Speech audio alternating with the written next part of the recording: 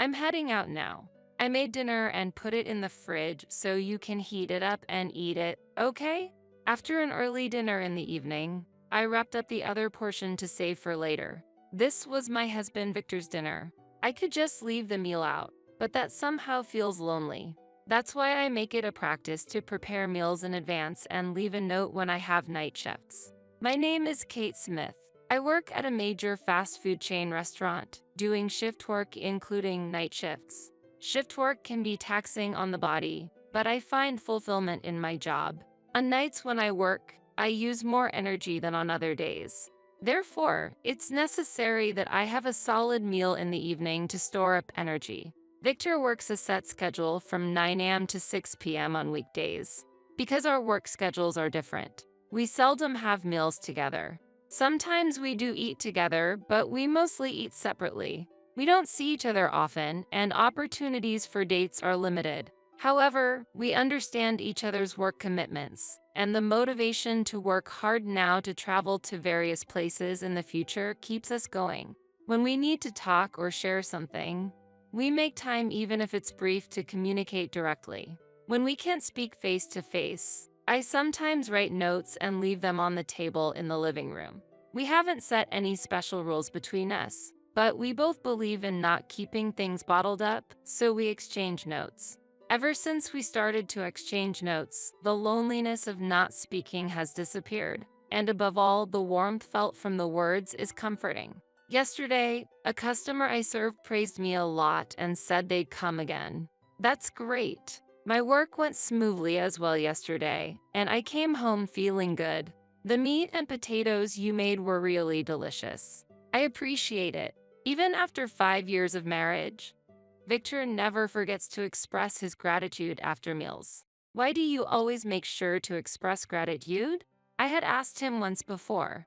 If you feel something but don't put it into words, it's as if you don't feel it at all, don't you think? I love and respect that mindset of his. That's why I wanted to express my gratitude too. When I come back from night shifts, I usually fall asleep before Victor wakes up, but that day I waited for him to wake up, quietly watching his sleeping face. When Victor woke up, he was surprised to see me there. I love you. Huh, you weren't sleeping? Why? I wanted to tell you, so I stayed awake. Realizing this, Victor gently hugged me. I felt truly happy. Wanting to express gratitude when Victor wakes up was sparked by a moment at work. Does your husband also have night shifts, Mrs. Smith? No, he has a fixed schedule during weekdays. Isn't it lonely with your times so mismatched? Seeing each other a few times a week would be nice, I guess. Really? Is there even a point to being married then? Aren't you lonely? What about the risk of cheating? Haha. I felt irritated by such unfounded assumptions and comments. That won't happen. Don't be so sure about it. What if you suddenly get divorced? I wondered how someone could say such things without considering other people's feelings. But a slight uncertainty started to grow in the corner of my heart. What if I'm overlooking something? If Victor has any complaints, am I not aware of them? I decided to discuss these comments with Victor. Victor hugged me and gently stroked my head as he reassured me. There's nothing I'm unsatisfied with. I'm happy right now. Let's always stay together, okay?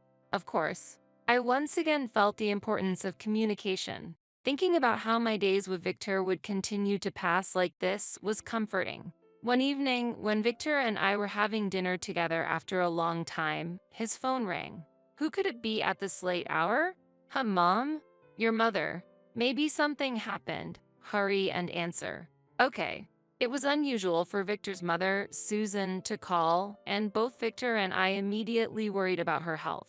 As Victor took the call and listened to his mother, I watched his reaction, and his expression gradually became stern. What? You decided that on your own? Victor continued the conversation with his mother in an unusually sharp tone. Wait a minute. It seemed like the conversation was one-sided, and then she apparently hung up the phone. What happened? According to Victor, renovation work due to a real estate mistake was scheduled at his mother's apartment. Although another residence was offered, his mother refused it and decided to come to our place instead. Victor has an older brother by 5 years who has 3 children and is busy with daily life. His mother had first contacted his brother, but he had declined, saying, "I have my hands full with the kids, so it's difficult for mom to come here." So she decided, "Then I'll go to Victor's place," and called. "What? Does that mean she's coming to our place?" "That's right. Starting tomorrow." Victor looked troubled. Living with my mother-in-law was unexpected, and I felt internally disordered and full of anxiety about what to do. For now, I'll look for a place for mom to live in. I'd appreciate it if you could bear with it for a while. Understood. If there's anything she dislikes, let me know in advance. Thus, we started preparing for this unexpected event of living with my mother-in-law, such as clearing space for her. The next day, I happened to have a day off, so I decided to welcome her. At 8 a.m., the doorbell suddenly rang.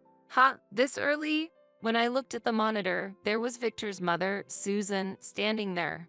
"Good morning. Good morning. You don't come out even though I've been ringing the bell, do you?" My mother-in-law said that and entered the house without any hesitation. I felt uneasy about what was to come. My premonition turned out to be right. She lived completely on her own terms, without adjusting to our lifestyle as a couple.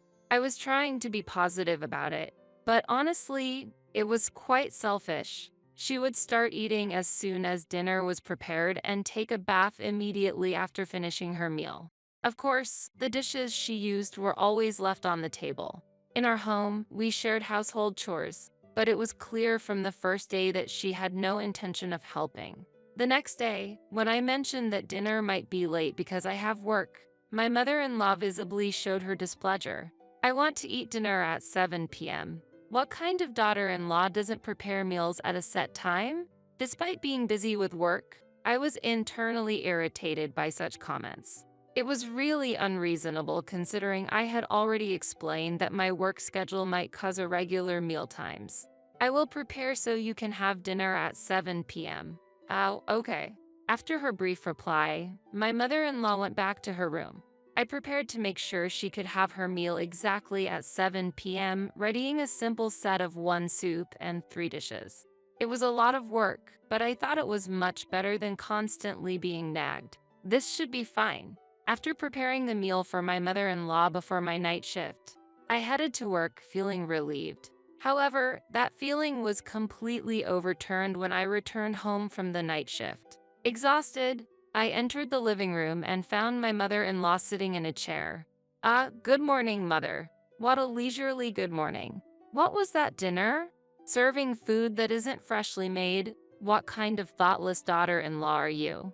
For every complaint I made, she returned twice as many. Unsure how to respond and feeling incapable of dealing with it anymore, tears spontaneously flowed. I eventually decided to tell Victor everything. "Sorry, Victor. I don't know how to deal with your mother anymore." I sent Victor an email explaining the situation and then covered my head with a blanket. I wanted to put some distance between myself and my mother-in-law. "I'll listen to everything about today, so I'll come home right after work ends." Receiving a message from Victor, I finally managed to get some sleep. As planned, Victor came home right after work. "Shall we go out for dinner tonight?" He suggested that, and told my mother-in-law to eat something on her own before taking me out. My mother-in-law was complaining as usual, but I didn't mind because Victor pulled my hand. When Victor heard about the situation with his mother, his face hardened with anger. "I can't forgive her for trampling on your kindness just because she's my parent. Don't worry, I'll talk to her directly when we get back." As Victor said this and stroked my back, his words warmed my heart. A smile naturally came to my face. "Thank you. I'm really sorry, Kate. I hate to see you so troubled. I'll make sure you can always keep smiling." When we returned home, my mother-in-law still looked unsatisfied as she looked at me. "Why do you feed me whatever and go out to eat yourselves? Take me with you next time." With Victor by my side, her words didn't carry the usual force. "Mom, isn't the way you speak to Kate far too harsh? If you're going to speak like that, you might as well leave." Victor said out loud what I had been thinking, and I was very grateful to him. However, my mother-in-law just calmly drank her coffee and affected. I was just astonished, and Victor continued to speak. Are you listening? Do you have anything to say? This is my son's house, which makes it my house. A daughter-in-law is an outsider, so of course, she should listen to what I say. While placing her teacup on the table with a confident look, I felt frightened. What? This is mine and Kate's house. The outsider here is you, Mom. What are you talking about? This house is in Victor's name, isn't it? It's impossible for a mother to be an outsider. I had been patient for a long time, but I thought it was better to make things clear, so I began to speak. Actually, the house is in my name. My mother-in-law's face stiffened for a moment. Then she suddenly started laughing. Haha, what are you talking about all of a sudden? You don't need to act so deaf. No, I'm being normal. This house is in my name. I continued to calmly convey the truth, holding back my emotions. Stop joking around. There's still time to apologize. I'm not lying. This house is in Kate's name. Victor's calm response suddenly changed my mother-in-law's expression, and her face quickly turned red. Why? How can you say that so calmly? I can't believe you're living in a house under your wife's name. Kate's mother previously owned some real estate and decided to pass it on to Kate.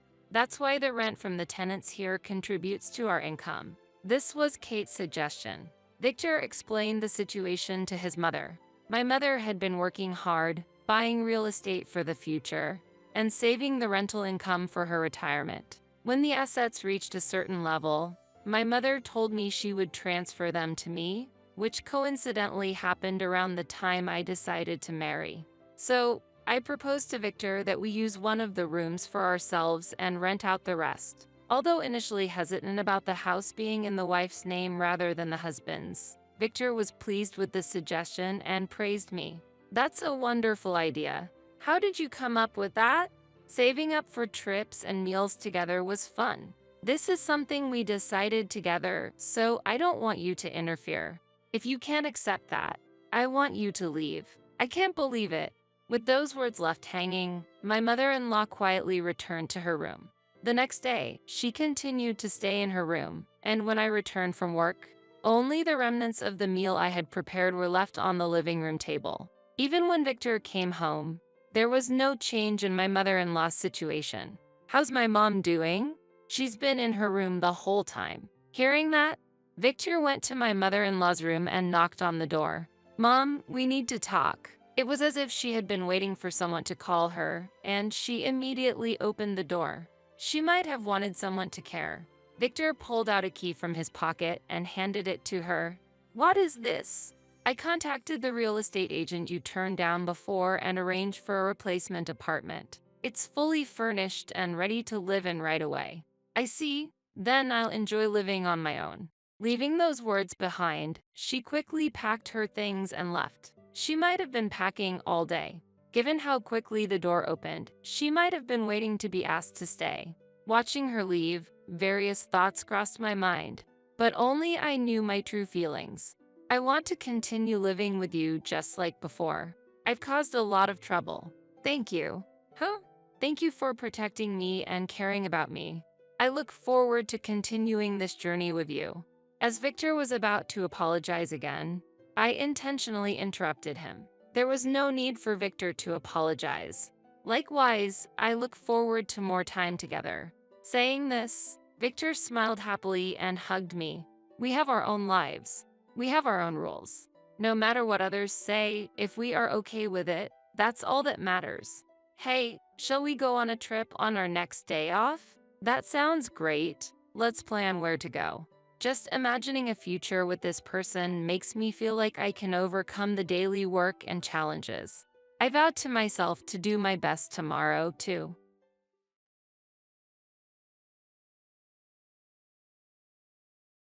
Now the house is mine.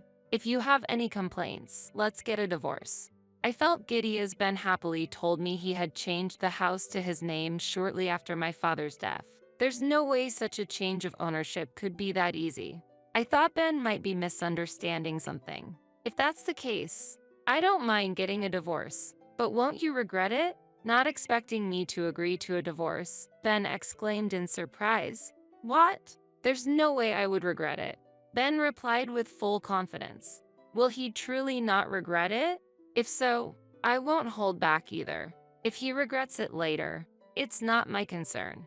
I laughed inwardly at Ben's naive thinking. I am Kathy Anderson, a 35-year-old public servant with a hard-working personality. I believe that my current profession as a public servant suits me the most. When I passed the civil service exam, my parents were very happy. It was because I was always told by my father to aim for a stable job as much as possible. If I was asked whether civil service jobs are stable, I'd have to say there's no certainty in modern society. However, at present, there are no major troubles, and I expect to continue working as a public servant. There's a reason why my father recommended a stable job. After graduating from university, he chose to work at a startup. Filled with enthusiasm for his new career, he aimed to improve his skills and jumped into a company with only 10 employees. However, sustaining a business for years is a significant challenge. The company my father joined unfortunately went bankrupt after 2 years. While struggling to find a suitable reemployment, my father decided to start his own business. Lacking experience, he started in the food industry and gradually grew his business. As the number of stores increased, he hired many employees and kept an eye on daily sales and profits. Since most of the stores were operated in renovated vacant houses or owned properties, there was no worry about rent. As a result, as the number of customers increased, the revenue grew, and he built a considerable fortune over 35 years.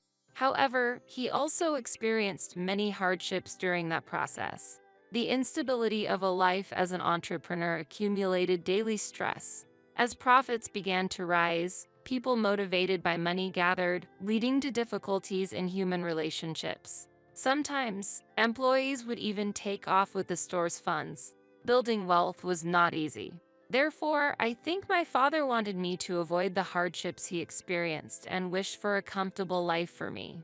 I am satisfied with my job as a public servant, a job that suits my nature. While not affluent, I can maintain a normal life without any issues. Hence, I believe stable days like these are the best. I'll be home late tomorrow, so I don't need dinner. That was my husband, Ben, informing me. This wasn't the first time he had said this. After dinner, while I was washing the dishes, I asked while wiping my hands, "Working overtime again? Is the factory that busy?" "It's a busy period right now." Ben works in a semiconductor manufacturing plant on the assembly line. Having worked in this job for 18 years since graduating high school can be extremely challenging, considering you process parts every day for 8 hours straight. It's nothing for me, but for Ben it seems to be easier than using his brain. I can understand since semiconductors have been scarce recently. Must be tough. Yes, so I might be a bit late. Understood. Take care. Lately, it's become common for him to come home late, sometimes not returning until after midnight in the worst case.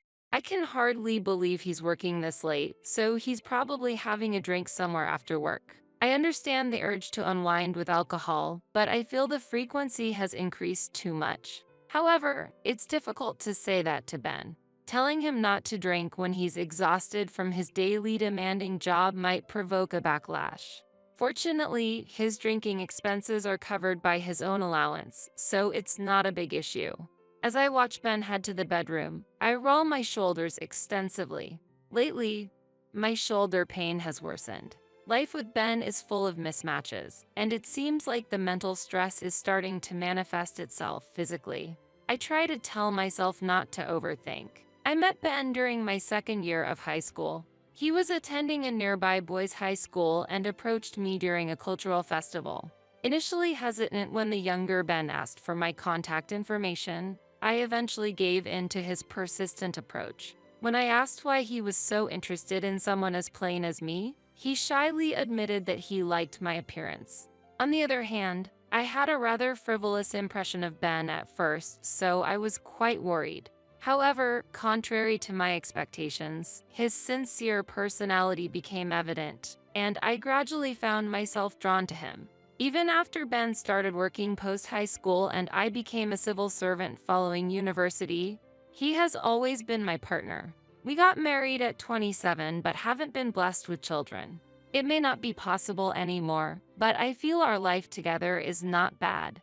As long as I can spend the future with the present Ben, that's enough. He probably feels the same. In the midst of these peaceful yet busy days, an unexpected call came to my phone. Hello? Kathy.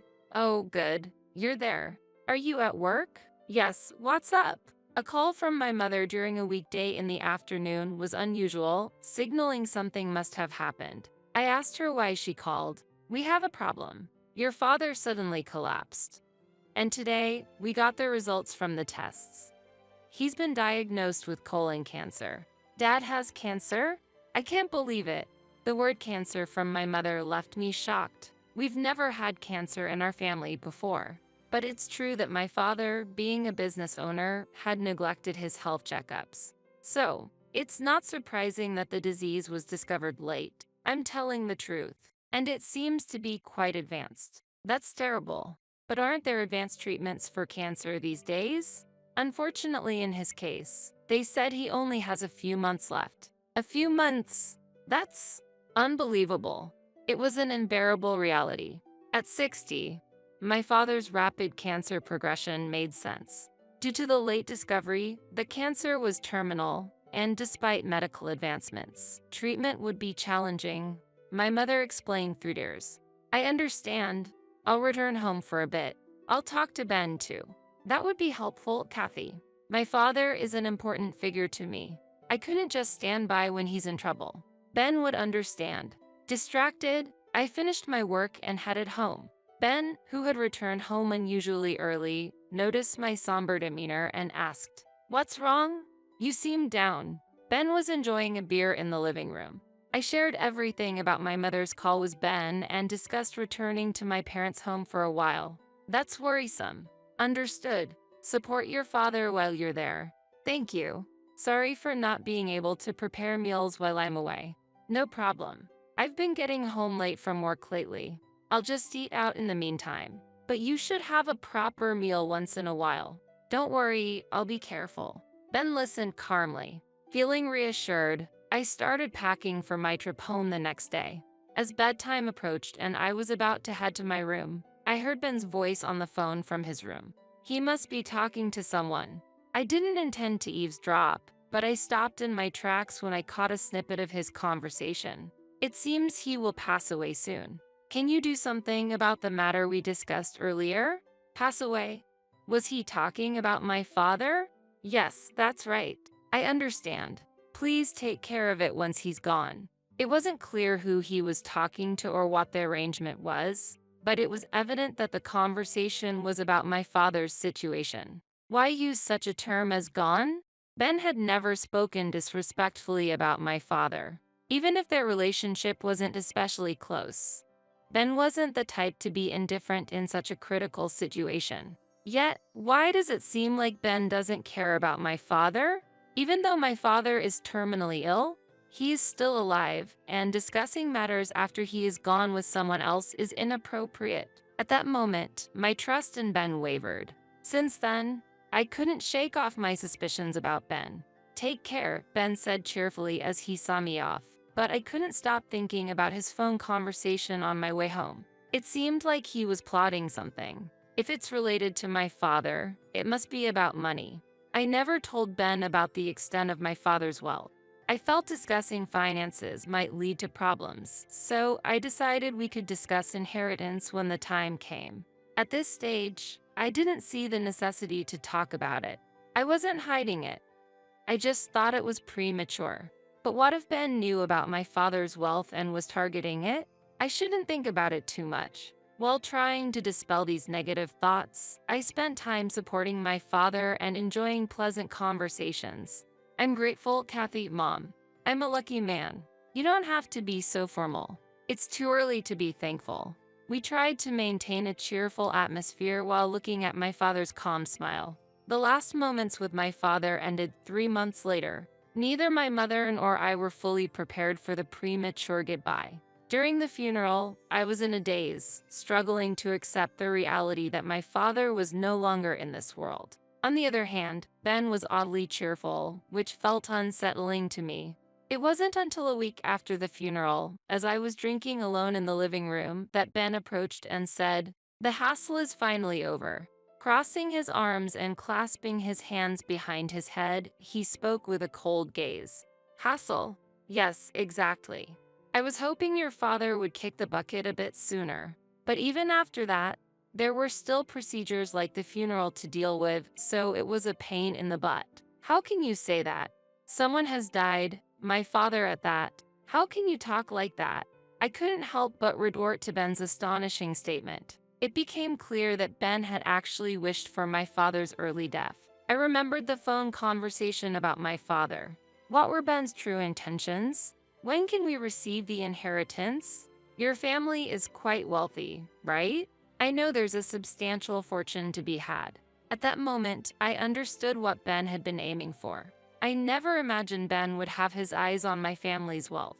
I had never discussed my family's financial situation with Ben. However, it seems Ben knew that my father had substantial assets. "You look like you're wondering how I knew." I can understand. My family was always poor. Securing daily meals was a struggle. On the other hand, I heard your family was wealthy and your parents often went on trips. Just that fact alone made it clear your family was affluent. That's why I made some inquiries beforehand. Inquiries? With whom? Ben used the word inquiries after guessing my family's financial situation. The day Ben was on the phone in the bedroom flashed through my mind, and I wondered if that was the inquiry he mentioned. I asked a real estate lawyer acquaintance about the old man's inheritance. "I'm going to make sure to receive the inheritance properly." "What?" I was shocked that he had discussed the inheritance with someone else without my consent, and doing so while my father was still alive. At that moment, I began to doubt whether the person in front of me was truly my husband. "You'll get a response soon. Just wait." With that, Ben returned to the bedroom. He was probably going to contact that lawyer again. I was just astonished by his unbelievable actions. Why would he investigate my family's inheritance on his own? Is there any other spouse who would do such a thing?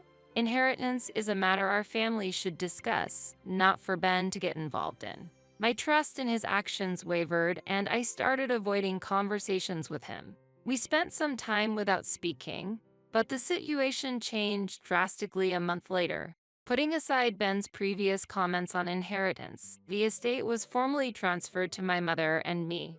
I inherited my father's mansion worth $2 million and felt the weight of this asset. I had no intention of moving into the mansion right away, and it seemed a waste to just leave it unused. While I was contemplating whether to turn it into a vacation home or sell it, Ben suddenly spoke to me after not having exchanged words for days.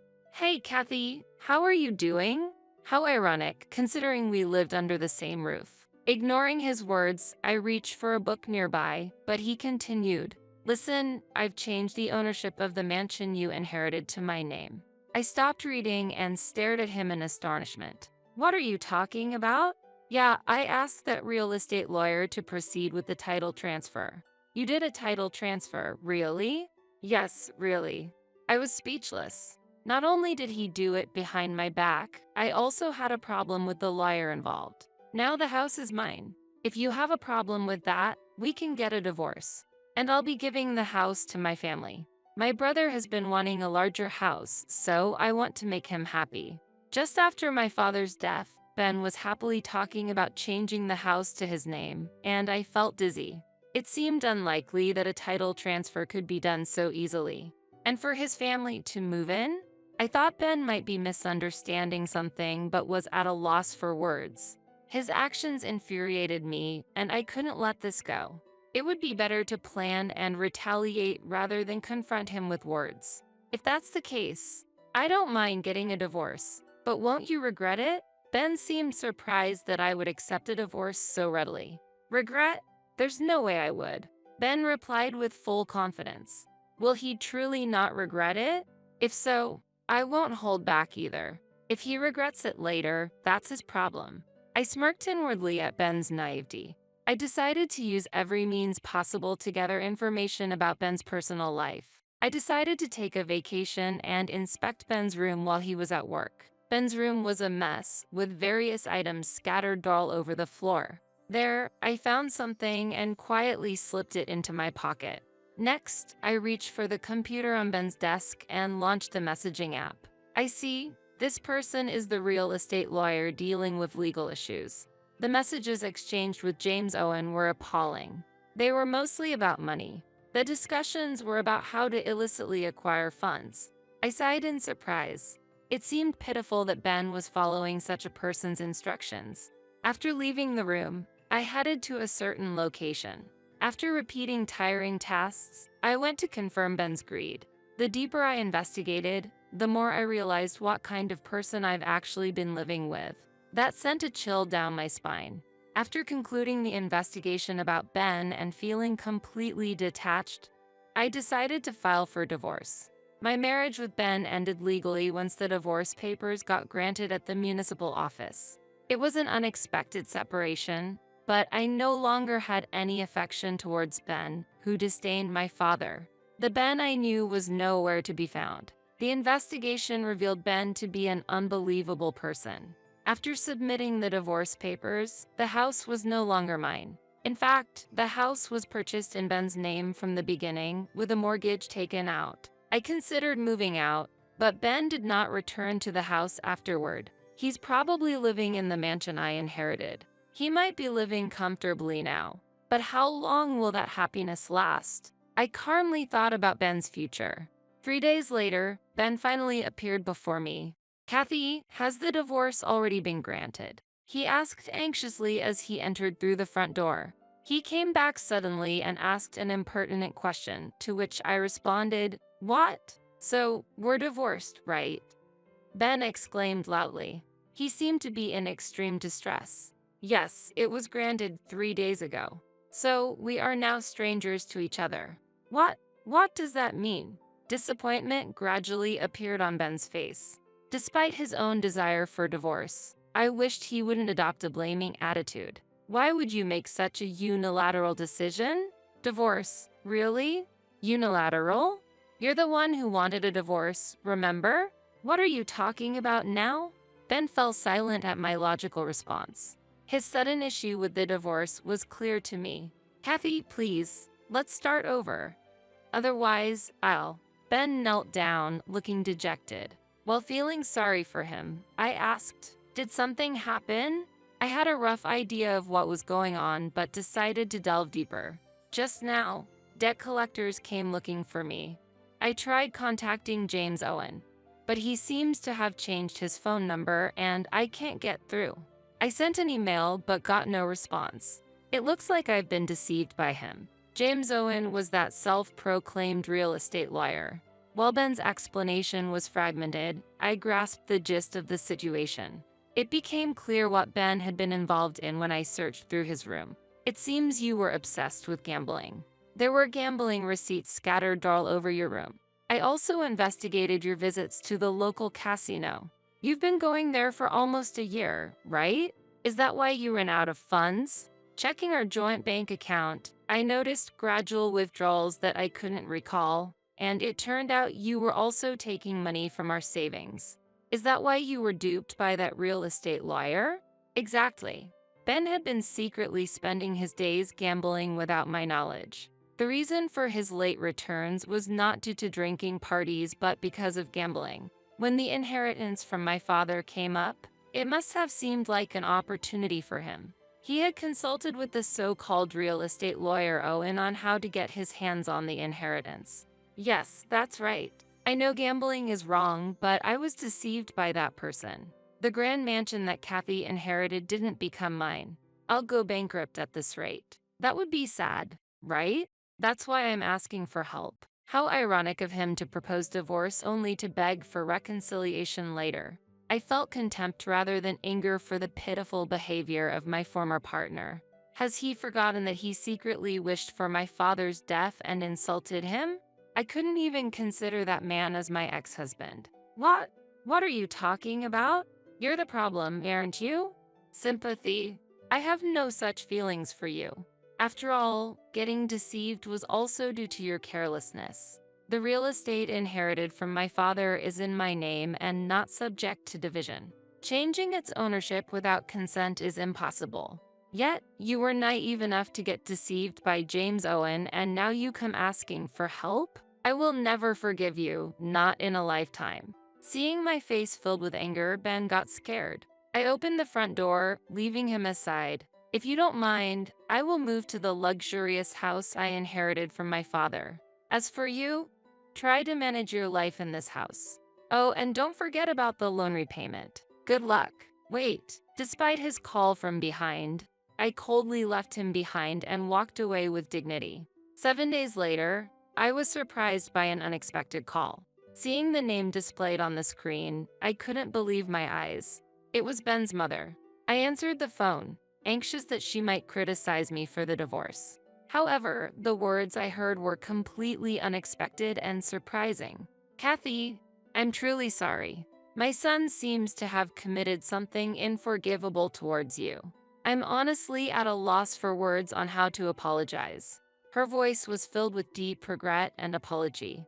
I responded with some confusion. No, there's no need for an apology. Please don't worry about it. But she didn't accept my words. No, I can't just leave things as they are.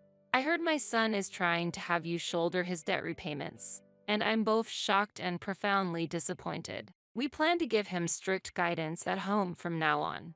I've warned him to be prepared for a tough time. We won't let him gamble ever again, and we'll teach him the importance of money management. For a while, he'll have to take on all responsibilities for work and home life on his own, she expressed her firm resolve. Ben's mother felt strong anger towards her son's inappropriate actions, and he was about to face some harsh days, she passionately explained. I secretly hoped to see how Ben would confront this, feeling this was a just retribution for him, who scorned my father and tried to swindle away the property I cherished. I had no ounce of sympathy for him. I genuinely hoped he would dedicate himself to repaying his debts. And as planned, I moved to the magnificent mansion I inherited from my father. This new home, furnished and requiring no additional purchases, filled me with a profound sense of satisfaction for the new life ahead. Although I left behind clothes and other small items at the old house, the excitement for the liberating life ahead made me unstoppable. The new residence was spacious, an extravagance for one person. Currently, I'm not keen on remarrying. However, if fate smiles at me and I meet a soulmate again, I'll invite that special person to this expansive living space. Imagining the expression on the future spouse's face as they enter this house brought a smile to mine.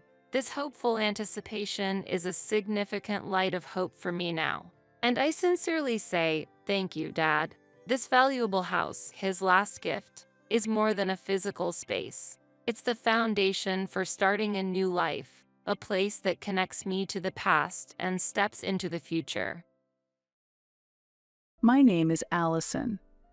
I have been married to my husband, David, for 7 years, and we have a lovely daughter, Christina.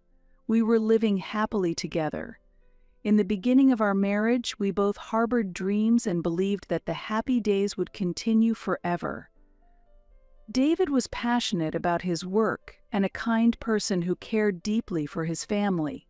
We envisioned our future together, filled with hope every day. The first step of marriage was like a dream come true.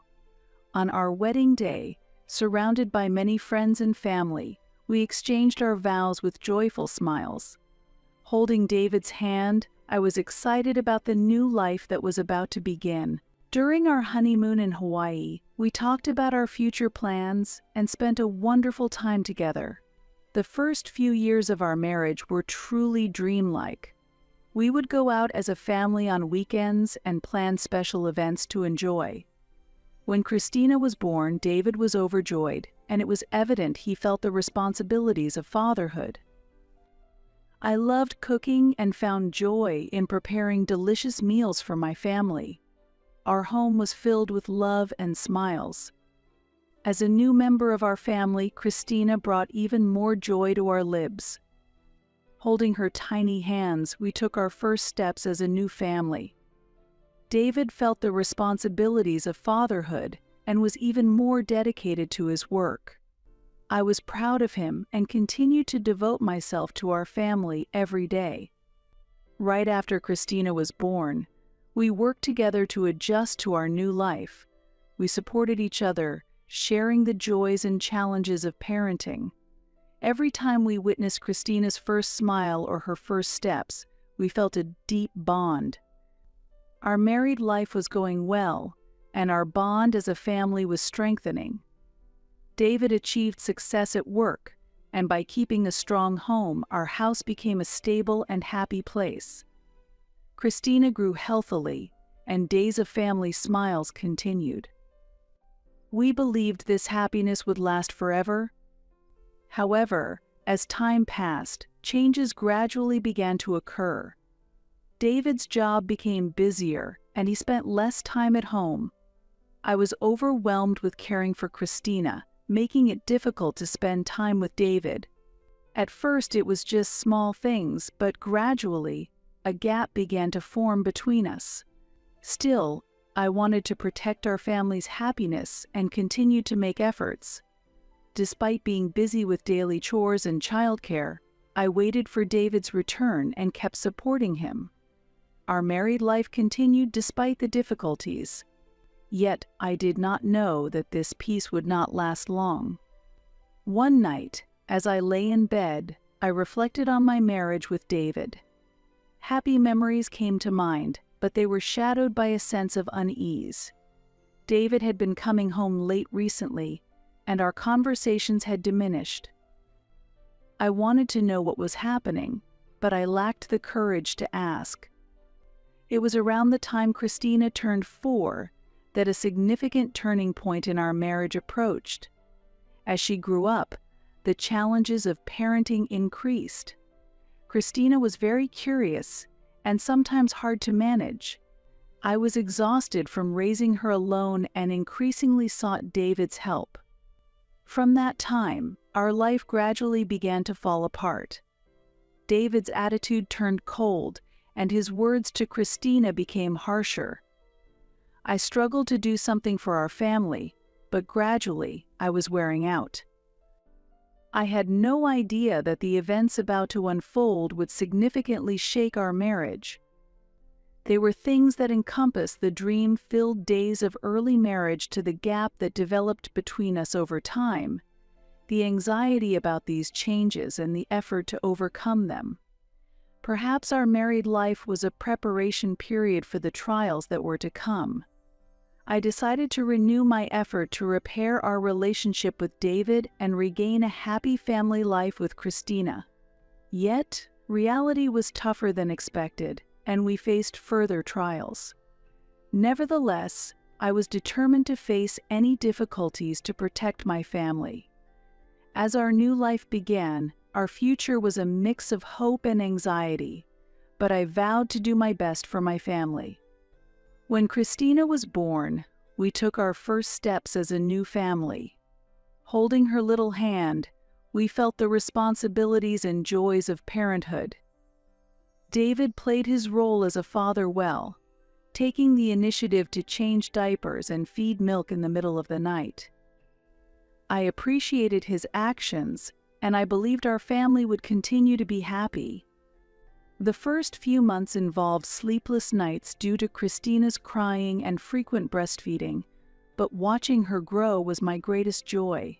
Her first smile, her first rollover, her first words, everything was fresh and precious to us. David also rejoiced at each milestone, and it felt like our bond was getting stronger. However, the reality of parenting gradually weighed on us. As Christina grew, her curiosity and energy increased, and it became harder to take my eyes off her. Especially when she started walking, the house was always messy, and I spent all day cleaning and caring. David's work also got busier, and he spent less time at home. I was exhausted from handling childcare and housework alone, and gradually, stress built up. When David came home from work, he was too tired, and our conversations decreased. I wanted him to help more with parenting, but I understood his busyness and couldn't say much. Yet my dissatisfaction grew, and it began to show in my attitude. One day, when Christina had a fever, I nursed her alone. David couldn't come home from work, and I felt a strong sense of dissatisfaction and loneliness as I stayed by her side all night. When David came home the next morning, I asked him if he could help more with the parenting. However, he responded with a tired look, saying, "I'm busy with work." Try to understand more. Those words made me burst into tears. I tried several times to communicate the difficulties of parenting to David, but his response was always cold, and a significant gap developed between us. I was doing my best to raise Christina and take care of my family, but it felt unrewarded, and I felt deeply saddened. Moreover, as Christina grew, her curiosity only increased, making parenting even more challenging. She began to have her own opinions and sometimes did not listen. I was doing my best to raise her, but the lack of cooperation from David became increasingly stressful.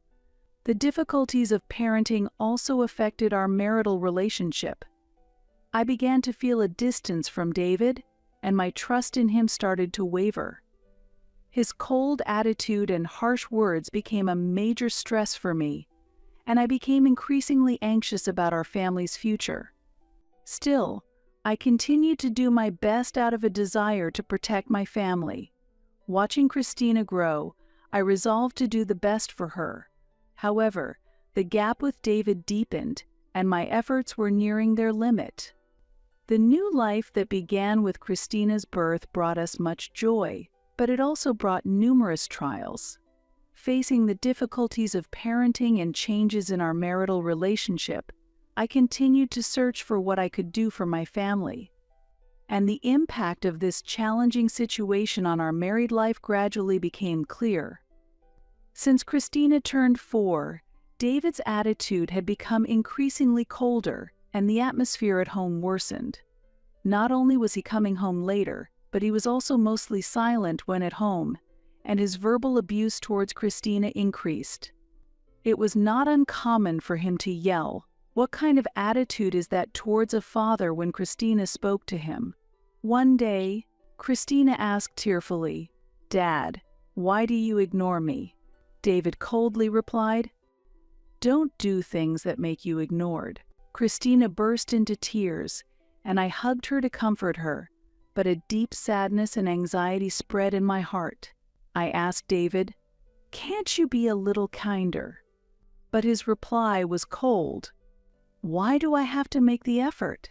It should be Christina who comes to me." I was at a loss for words. David's attitude escalated, and his relationship with Christina continued to deteriorate. Every time Christina tried to talk to him, he ignored her, and when he felt irritated by her attitude, he would say, "You're really annoying. Just go throw her in the mountains." I was shocked by those words and couldn't even tell if he was serious. I repeatedly tried to talk with David, but his response was cold. "I don't want to come home anymore," he often said. Using work stress as an excuse, he continued to stay out late, and our family was gradually facing a crisis. I was exhausted raising Christina alone and lost hope in repairing my relationship with David. David's verbal abuse and neglect left deep scars on Christina's heart. She started to avoid her father and expressed anxiety to me. Our home was far from the happy days we once knew. My love for David was fading, and I lost hope for our future together. One evening, when David came home, I mustered the courage to talk to him. "David, if we don't do something about our relationship, it's really going to fall apart. Let's discuss and solve this," I pleaded. However, his response was unchanged. "There's nothing to talk about. You always say we should talk, and that's why I don't want to come home," he coldly said, leaving me feeling desperate. During this time, our family relationship became increasingly tense. David's verbal abuse and neglect left deep wounds in our hearts, and Christina became more unstable. I continued to try to talk to David, determined to protect Christina, but my efforts often ended in failure. Afterward, David continued to stay out more, and our relationship grew colder. My trust and love for David gradually faded.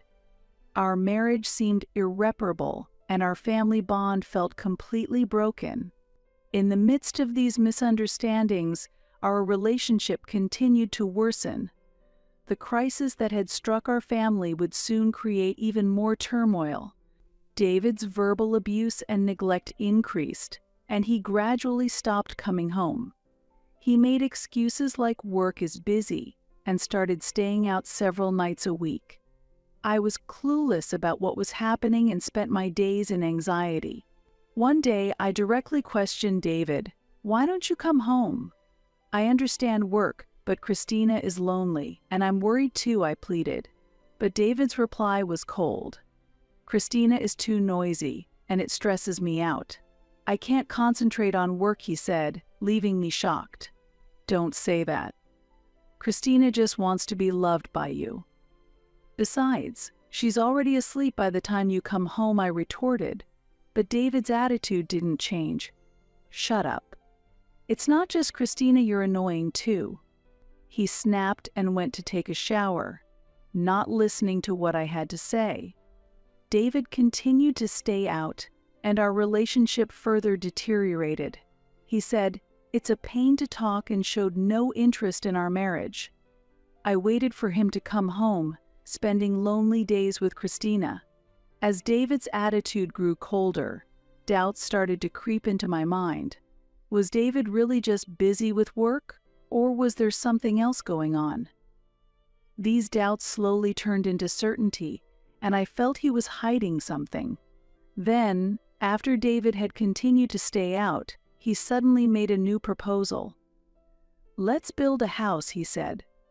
I was surprised, but I held on to the hope that something might change with his suggestion. "Why the sudden idea?" I asked, and David explained, "You like cooking, right? So a bigger kitchen would be better. Plus, Christina is growing up, and the current house is inconvenient." I found a bit of hope in his words. Perhaps a new house could be a turning point for our relationship. "Are you really thinking about the family?" I asked, and David replied, "Of course. I want the family to be more comfortable." His words made me feel a bit warm inside, and I decided to try trusting him again. I was happy that he was trying to do something for the family. Maybe this would be the start of repairing our relationship. The design of the new house progressed smoothly. I enjoyed thinking about the kitchen, living room, and Christina's room, and my heart gradually lightened. David also actively participated in the design, and for the first time in a while, we worked together towards a common goal. I believed this would be our new start. As the house design progressed, David began to spend more time at home. We chose furniture and interior together, and moments of feeling our family bond again increased. Christina was also looking forward to the new house, and I felt like there was a glimmer of light coming into our relationship. As the completion of the new house approached, our relationship was once again filled with tension. The new house we had built for the family was about to become a place marking the end of our marriage, something I was unaware of at the time. Although I accepted the proposal for the new house, a deep chasm still remained between us. David continued to stay out, and when he was home, he hardly spoke. Our conversations dwindled, and our marital relationship became icy. One evening, I gathered the courage to talk to David. "Hey David, I feel like our relationship isn't working lately. If there's a problem, I want to solve it together," I said. David paused for a moment, but then coldly replied, "There's nothing to talk about." I was deeply hurt by those words. I just wanted to protect my family, but I realized that it was becoming a burden for David. The doubt grew stronger that there was no love or trust left between us. As David continued to stay out more, I began to distrust his actions. Wondering where he was and who he was with, anxiety and suspicion only grew. I lacked the courage to confront him and spent my days waiting silently for his return. Meanwhile, Christina was also sensitive to her father's attitude. She started asking me more often, "Why doesn't Dad come home each time?" I had to say, "Dad is busy with work," which pained me. Lying to Christina's innocent eyes wore me down, and my heart grew increasingly weary. One day, I told David, "We need to do something about our relationship. It's really going to fall apart." "For Christina's sake and for us, let's talk," David replied. "If you want to talk so much, it's best if we live apart." David's words left me stunned. I had not realized how broken our relationship had become. His words felt like the final blow to me. I could no longer understand whether he truly loved his family or if he had lost all affection. Shocked by David's words, I suffered from sleepless nights and lost my appetite. I kept telling myself that I couldn't go on like this, but I was unable to accept the reality. While I strongly wished to restore our bond as a family, David's cold demeanor left me feeling broken day after day. Meanwhile, Christina was also troubled by her father's absence. She often woke up crying at night, asking, "Where is Daddy?" "I miss him," I comforted her by saying, "Daddy is just busy with work," but inside, I felt the same loneliness and anxiety. One day, Christina showed me a drawing from kindergarten. It depicted a smiling me and Christina, with David looking unhappy. "Why does Daddy look like this?" I asked her. She replied, "Because Daddy is always angry." Her words pained my heart. I felt deeply how David's behavior was affecting Christina. Determined to try talking to David again, I waited for him to come home and stayed up late into the night. When he arrived, I said, "Let's seriously discuss how we can repair our relationship." However, his reply was unchanged. "There's nothing left to talk about." He snapped coldly. His words left me feeling desperate. The reality that our relationship might be irreparable became increasingly clear. Communication with David ceased completely, and we lived like strangers under the same roof. Realizing I could no longer rely on David, I started to think about a new life for Christina and myself. Despite the pain of our estranged and chilled relationship, I resolved to move forward. This crisis had become a significant turning point in my life. As the completion of the new house approached, I also felt uneasy about David's sudden suggestion to build it. Was it really for the family, or was there another reason? My doubts lingered, but I told myself to keep moving forward for my family's sake. Our lives changed too. David became busier again, and the days he did not return home increased. Whether he was truly busy with work or there was another reason, my anxiety resurfaced. One day, David suddenly declared, "When the new house is finished, I'll sleep in the children's room." "You and Christina sleep in the bedroom." Surprised, I asked, "Why?" But he insisted, "Once I've said something, I don't change it," and cold air flowed between us again. David had once promised, "Even when we have kids, we'll always sleep together every day." Now, the idea of sleeping in separate rooms made me profoundly sad. I felt that his feelings had completely drifted away, and my heart was engulfed in despair. During the design phase of the new house, both David and I had tried our best for the family. He carefully thought about the kitchen size, living room arrangement, and how everyone could be comfortable. I appreciated his efforts and felt our family bond strengthening again. However, when it came time to choose furniture, I realized how different his tastes were from mine. The furniture and decorations he chose were oddly whimsical, far from my preference for a calm, wood-toned ambience. His choices seemed like something out of a fantasy world. "Whose taste is this?" I asked, and although he said, "It's my taste," I felt a disconnect. It was hard to believe he liked such whimsical things. Still, I couldn't give up hope that something might change with the move to the new house, so I accepted his choices. As the completion of the new house drew near, we were busy preparing, yet filled with anticipation. Choosing new furniture and preparing for the move brought us together as a family for the first time in a long while. Christina was especially excited about her new room, choosing her favorite colors and designs enthusiastically. "Mama, this bed is cute." "Let's put a teddy bear here," Christina said, her eyes sparkling. Her smile healed my heart, and I hoped we might still restore our family bond.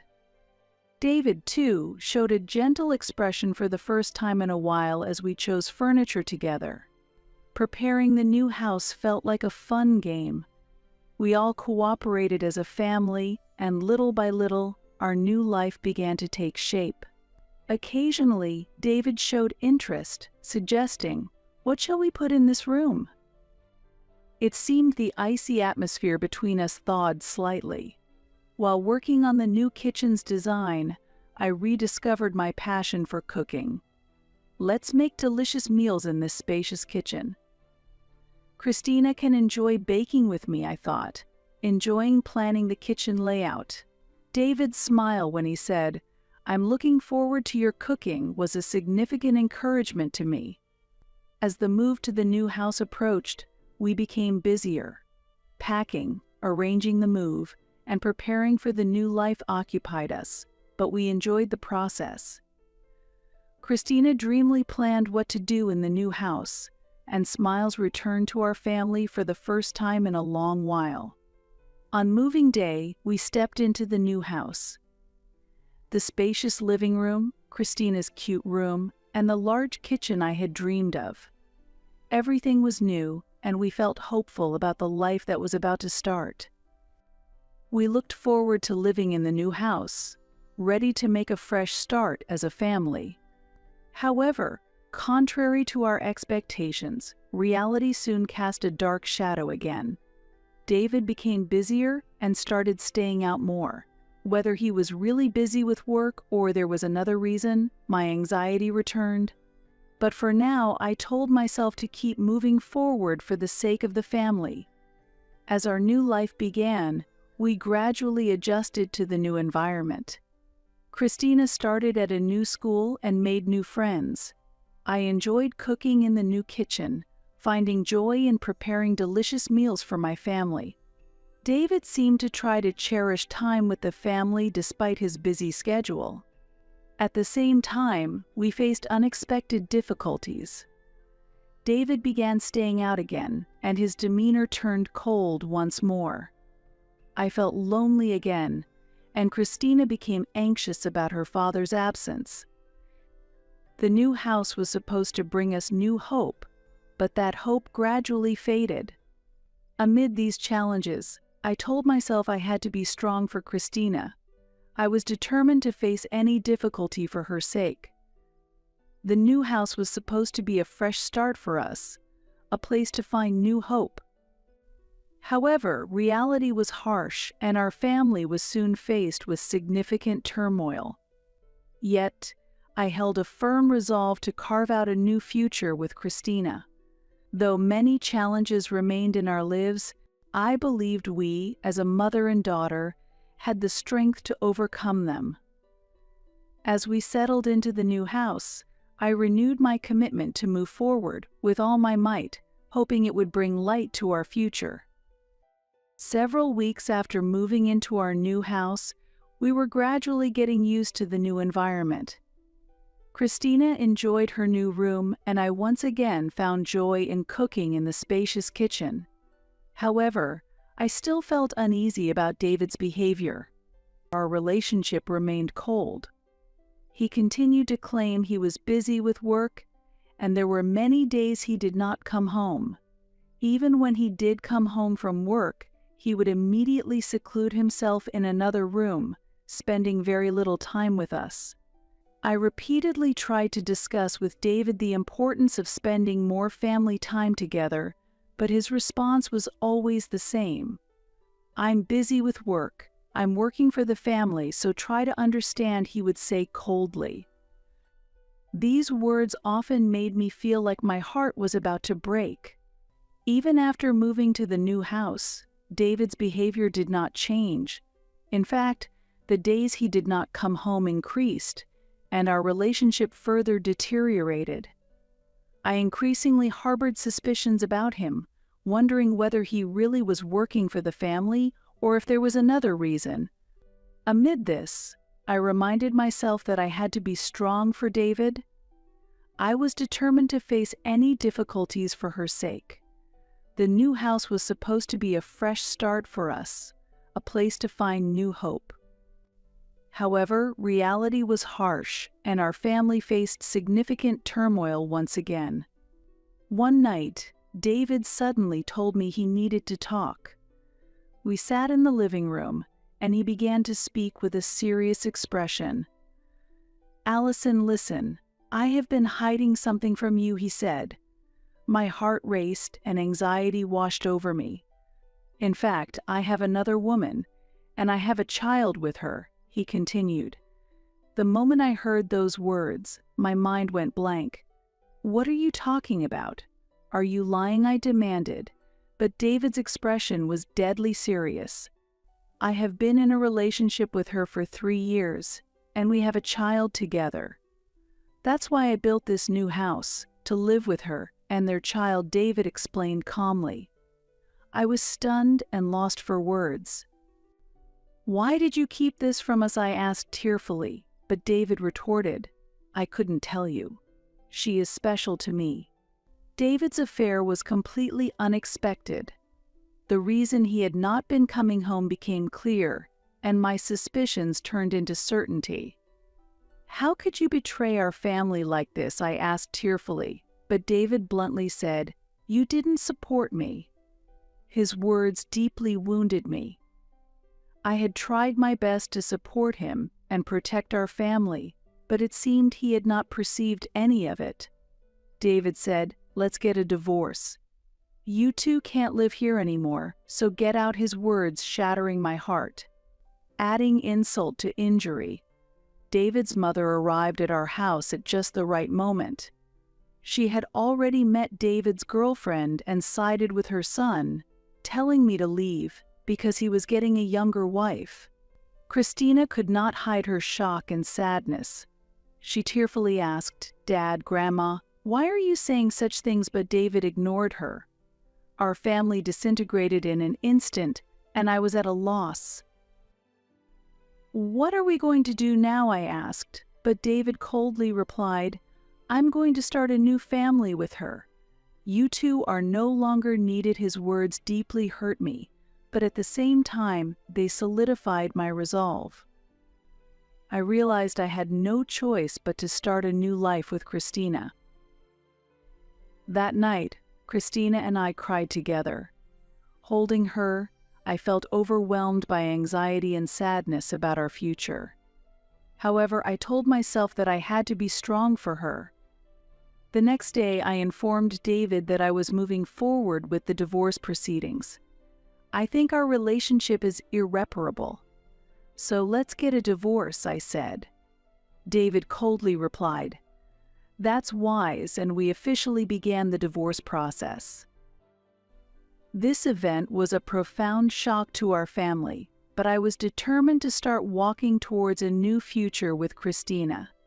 David's betrayal deeply wounded me, but I needed to overcome this experience and become stronger. With the start of our new life, our future was uncertain but also held new hope. I resolved to face forward and walk with Christina, finding the strength to overcome this trial.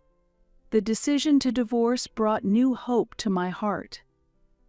I vowed to do my best to build a happy life with Christina, despite never being able to forget the past with David. Overcoming it and moving forward was crucial for us.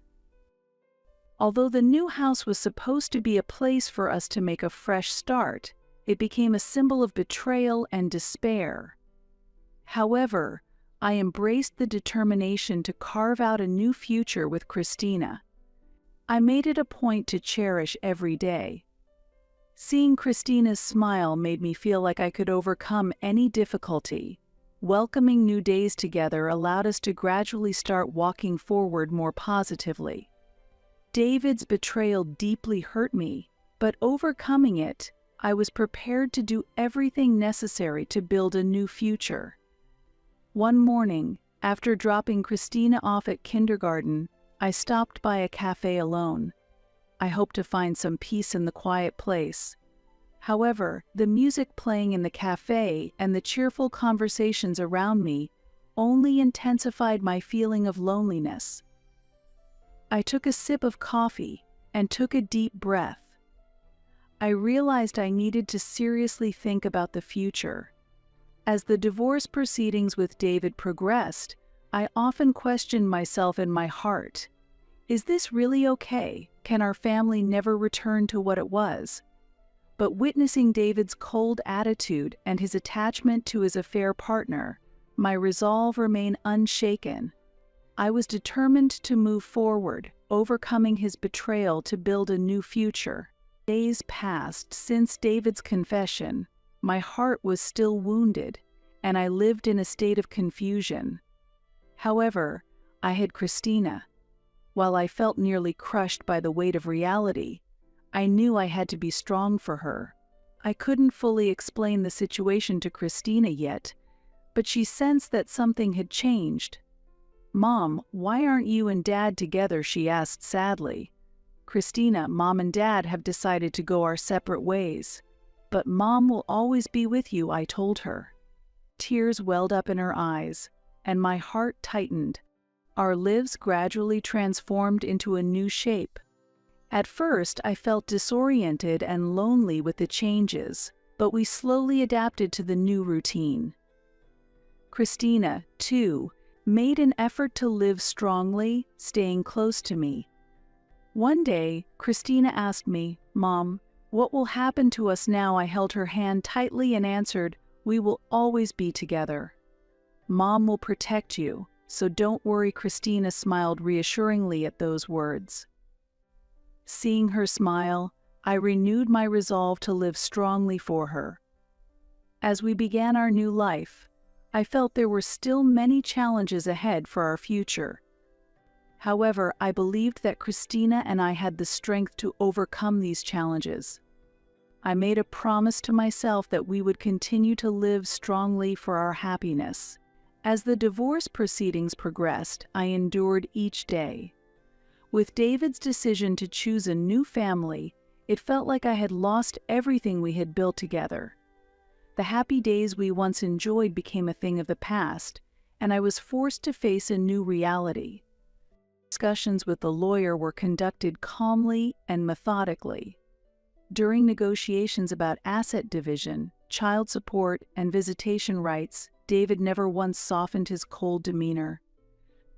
His desire to finalize things quickly made me painfully aware that his heart had completely turned away from us. We had built many memories and assets through our marriage. However, with the divorce, I faced the reality of having to let go of most of these. The house we had lived in had to be given up for David and his new family. I needed to find a new home and began preparing for a new life with Christina. Throughout this process, I felt the support of many friends and family members. They encouraged me and supported the new life I was building with Christina. Yet I still felt a profound sense of loss and loneliness deep inside. The complete end of my relationship with David made me feel like I had lost a part of myself. One day, the final discussion with the lawyer took place. We met to sign the divorce agreement. David signed the documents indifferently, emotionless throughout. Watching him, I questioned whether he had ever truly loved our family. However, I knew dwelling on such thoughts was pointless. After signing, David said, This is it." Then those words caused me a sharp pain as if my chest was being squeezed. "Yes, this is the end," I replied, trying to remain composed, but tears were welling up inside me. The moment our marriage officially ended, I felt a profound sense of loss.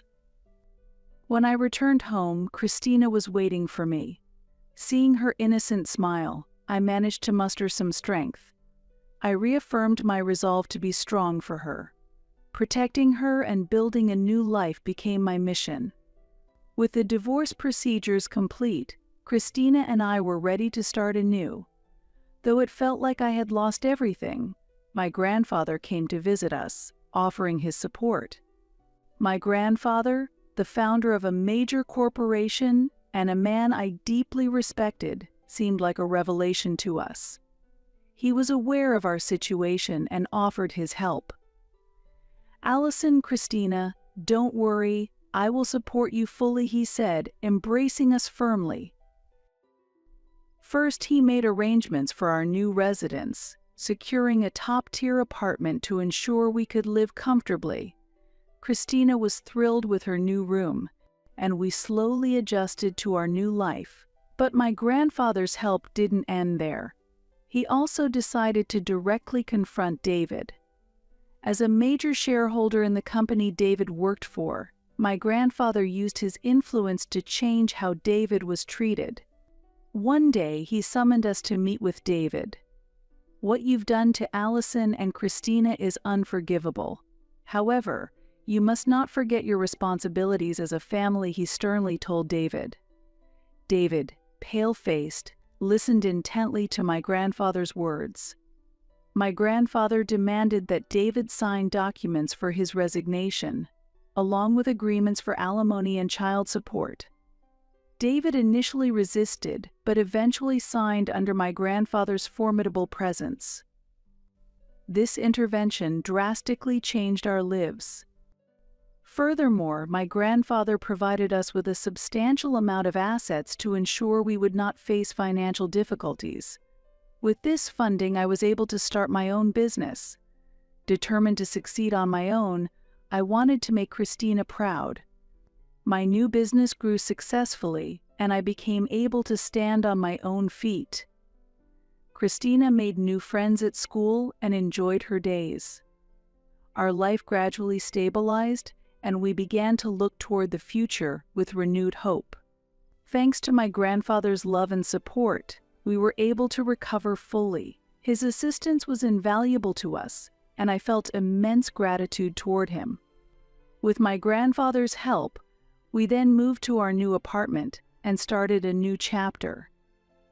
Initially filled with trepidation and uncertainty, we were now free from the anxiety and hardships of the past. David quickly adapted to her new environment, enjoying each day. I, too, felt ready to take a new step forward. Keeping busy helped me heal from past wounds gradually. While I could not forget my memories with David, I gained the strength to move beyond them. One day, Christina asked me, "Mom, can we be even happier from now on?" Inspired by her words, I responded with conviction, "Of course, we will be happier and happier." Her smile was my greatest motivation, and we were able to look forward positively. Although the divorce from David was a painful experience, it allowed me to discover a new version of myself. Christina and I strengthened our bond and resolved to walk through life together. As we began our new life, we could look forward to a hopeful future. The moment I felt I had lost everything turned out to be the first step toward a new beginning. I will cherish the days spent smiling with Christina, believing in a future waiting for us. We took each step forward together. On the first weekend after we moved, Christina and I visited a park near our new home. With its spacious playground and beautiful flower beds, Christina ran around with excitement. "Mom, I love it here," she said joyfully. Seeing her smile, I felt truly relieved. It was heartwarming to see her enjoying and accepting her new surroundings. In our new life, I also dedicated myself to my work. With support from my grandfather, I was able to start my own business. Although it was a new challenge filled with uncertainty, my days were fulfilling. I met many colleagues in my new work environment who supported and helped me grow. Christina also made many friends at her new school and was having fun. Watching her grow was my greatest joy. One day, she told me about something she learned at school, and her pure smile gave me courage. For Christina, I felt I could overcome any difficulty. Our new life was progressing smoothly, though challenges were certainly present. After the divorce, I often felt the heavy responsibility of raising Christina alone. However, with the support of my grandfather and new friends, I was able to overcome these challenges. My grandfather regularly visited us. His presence was a great encouragement, and his love and support sustained our lives. One day he told me, "Allison, you are doing really well. We are always proud of you." Those words made me tear up. I was filled with gratitude for how his love had strengthened us. One evening, while enjoying dinner with Christina, she suddenly asked, "Mom, we'll always be together, right?" Her words warmed my heart, and I replied, "Of course." "We will always be together." Christina's smile was the greatest strength for me. The days I spent with her were my greatest treasure. Months into our new life, we began to experience more stable days. I found success at work, and Christina enjoyed her school life. As a mother and daughter, we enjoyed our life in the new environment, filled with hope for the future. Each time I realized how truly happy our new life was, I renewed my gratitude toward my grandfather. Without his support, we wouldn't have come this far. His love and support were invaluable to us, and I deeply appreciated him. In this new life, I felt my own strength and growth. Confident that I could build a new future with Christina, I vowed to continue spending happy days with her. Although many challenges still awaited us, I believed in our ability to overcome them. We were determined to live strongly and positively. Our new life had started, and our future was full of infinite possibilities. Together with Christina, cherishing our days spent smiling, we continued to walk toward our new future. One day, when everything seemed to be going well, I suddenly received a call from my ex-husband, David. He was repentant for his past actions and begged to return to us. His words surprised me, but I could sense deep despair behind them. One night, David was waiting in front of our apartment. Cautiously, I approached him and asked coldly, "What are you doing here?" After a long silence and a deep sigh, he said, "Allison, can we start over?"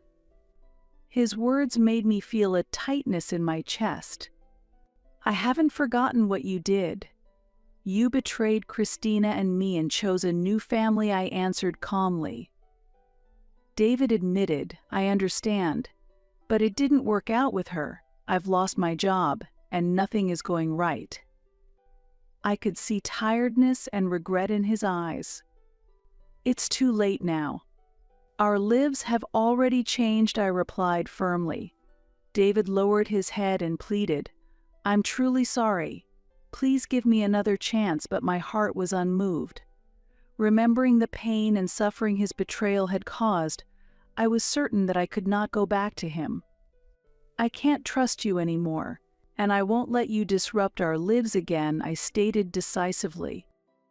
David seemed deeply hurt by my words but did not give up.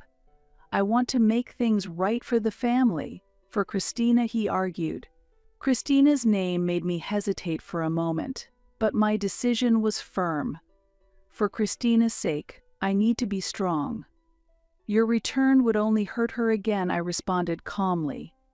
David stood silently, motionless for a while. Eventually, I told him, I think you need to rebuild your own life. We have already moved forward. Despite looking frustrated, he seemed to accept my words. Okay, you're right. Thank you, Allison, he said. Then he walked away. After he left, I returned home and shared the event with Christina. She seemed surprised but relieved that I had rejected David's proposal. Mom, we've been doing fine on our own, she said with a smile. Her words gave me strength again. Moving forward with Christina was my mission, and I was determined to live strongly for her. That night, I contacted my grandfather and told him about David's visit. My grandfather supported my decision and said, Allison, you did well. Continue to build a happy life with Christina. I was deeply grateful for his words and vowed to continue living positively. Our new life was just beginning, and many challenges awaited us, but I believed we had the strength to overcome them all. By rejecting David's plea, we reaffirmed our determination to move forward strongly.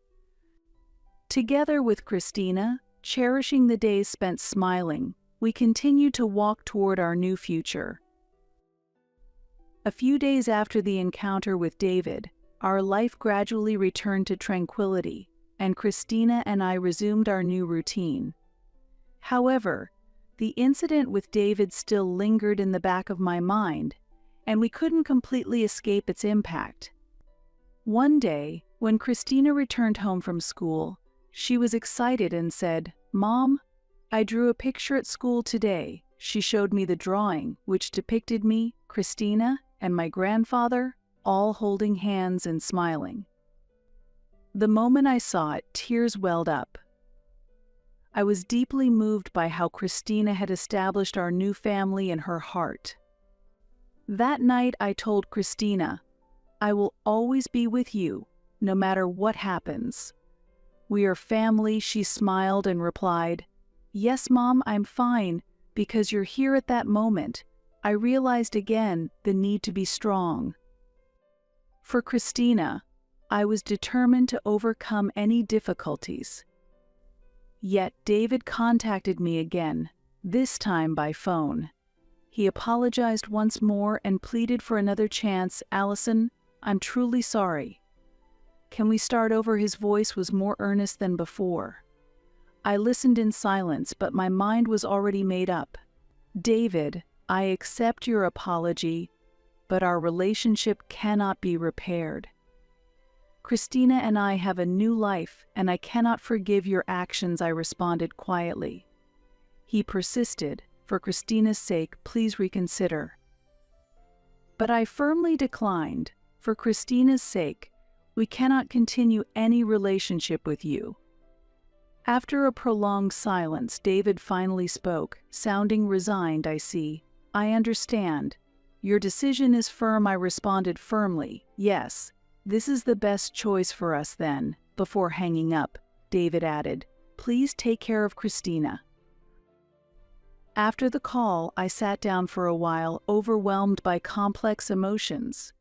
Ending the relationship with David was a tough decision, but it was necessary for Christina's and my future.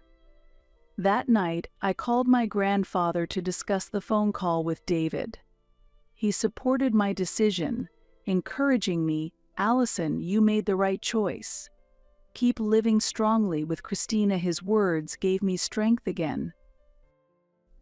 The next morning, as Christina and I had breakfast, I embraced a renewed resolve to protect our life and face any challenges. For Christina, I was prepared to live strongly.